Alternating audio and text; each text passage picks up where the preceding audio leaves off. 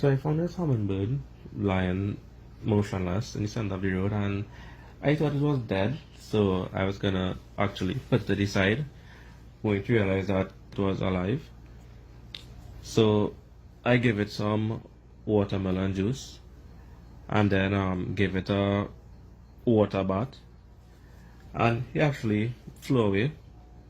It was sad that I didn't get the recording of it flying away, but it was nice actually holding such an exotic creature in your hand, like actually have it standing there, seeing how many good stung, such a wonderful feeling. But still I